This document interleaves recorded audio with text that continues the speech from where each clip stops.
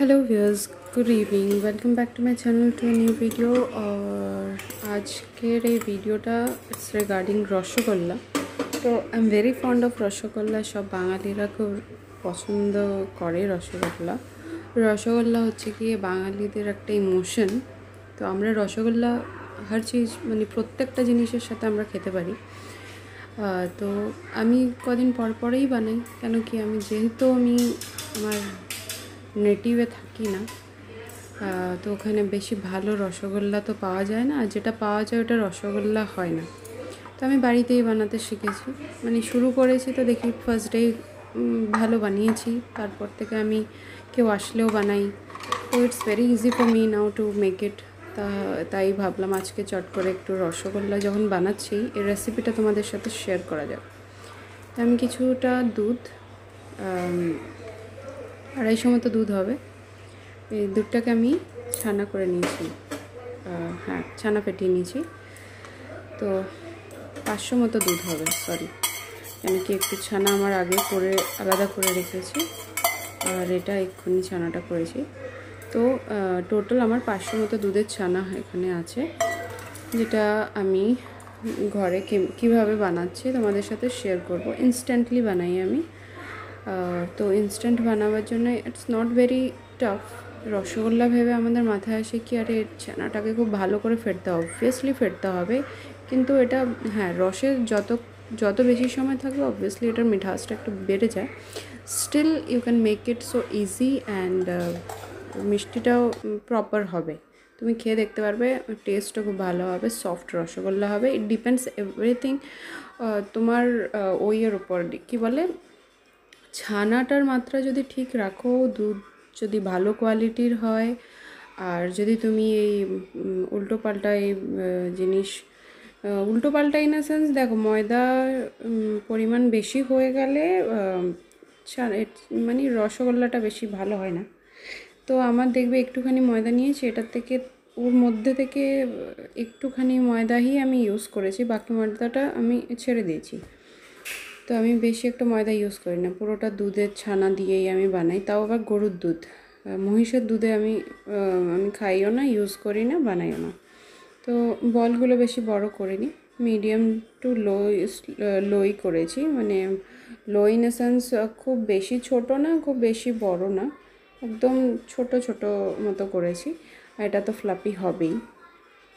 দেখো আমি চট করে বানিয়ে নিয়েছি। আমি ছানাটাকে অনেকক্ষণ ফেটিয়েছি। এখানে ভিডিওতে তো এত লম্বা টাইম অবধি 10-15 মিনিটে ফেটানোটা দেখানো সম্ভব না, তাই আমি একটু স্কিপ করে গেছি।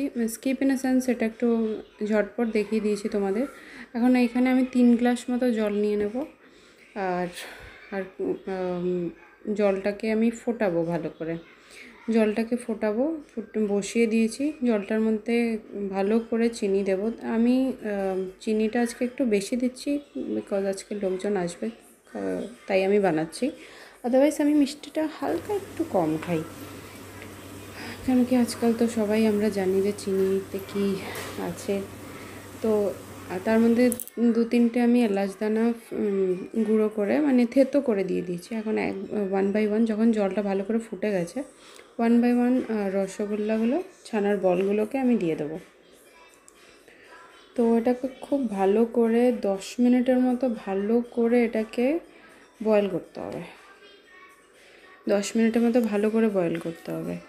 তো এর বেশিও করতে পারো যতক্ষণ। আর তারপরেও ছানাটাকে, রসগোল্লাটাকে জলটা বাইরে রাখা যাবে না, যতটা সম্ভব গরম জল, মানে শিরাটা যেন গরম হয়। গরম শিরাতে ঢালা হতো। তো আগে তো পাকাতে থাকতো, মানে দোকানে যেমনি করতো, যেমনি রসটাকে ভালো করে ফুটিয়ে এটা পাকাতে থাকে, তার মধ্যে দেয়। তো আমরা অত সময় তো পাই না, তো ঝটপট বানাবার জন্য এভাবে বানাতে পারো, এভাবে বানিয়ে দেখতে পারো। অ্যান্ড ইটস ভেরি ইজি, আর মানে অনেক ফটাফট হয়ে যায়, আর খুব টেস্টি হয়। সেম রসগোল্লা যেমনি হয় তেমনিই হয়। তো আমি 10 থেকে 15 মিনিট এটাকে ভালো করে রসের মধ্যে ফোটানো হলে তারপরেও আমি এটা রসের সাথেই আমি এটা সার্ভ করব। তোমরা দেখতে পারবে, আর নিজেরা অবশ্যই বানিয়ে আমাকে কমেন্ট করবে। আমি যেহেতু একটা ক্লাউড কিচেন চালাই, ওখানে যখন আমার কোনো রসগোল্লার আসে, আমি আগেও শেয়ার করেছি ভিডিওতে, টুকটাক শর্টস শেয়ার করেছি। রসগোল্লার কোনো অর্ডার আসলে আমি ইনস্ট্যান্টলি রসগোল্লা বানিয়ে দিই। আমি আমি কোনো খাবারই স্টোর করি না। তো আমার ক্লাউড কিচেনের ক্ষেত্রেও যদি একটু সময় বেশিও লাগে 5-10 minute, still it's fine for me. আমি প্যানেলাইজ হতে রেডি আছি, কিন্তু আমি স্টেল ফুড ইউজ করি না। তো আমি ফটাফট বানিয়েছি, ফটাফট বানিয়ে দেখো বার করে রেখেছি, সাইডেই রাখবো। আর দেখো এখন গরম গরম ধোঁয়া উঠছে, তোমরা দেখতে পাচ্ছ। আর এই গরম গরম রসগোল্লাটাকে একটা বাউলে এভাবে সার্ভ করবো। দেখো ফুলে গেছে, পুরো একদম সফট হয়ে গেছে। এটাতে আমি কোনো রকম অন্য কিছু ইউজ করিনি। মার্কেটে অনেক কিছু আছে, আমি নাম নিতে চাইছি না রসগোল্লা বানাবার জন্য।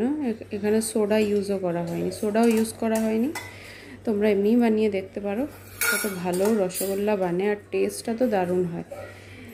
তো দেখো এটার থেকে ধোঁয়া উঠছে।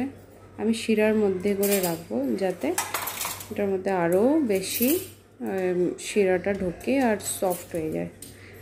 একটা রসগোল্লা কত বড় হয়ে গেছে, ফুলে একদম ওফ, ইটস ইয়ামি। তো তোমরা ঝটপট করে এই রেসিপিটা বানিয়ে খেয়ে প্লিজ কমেন্ট করতে ভুলো না। আর পছন্দ হলে লাইক করো, শেয়ার করো, আর আমার চ্যানেলটা প্লিজ সাবস্ক্রাইব করো। Thank you for today, bye by.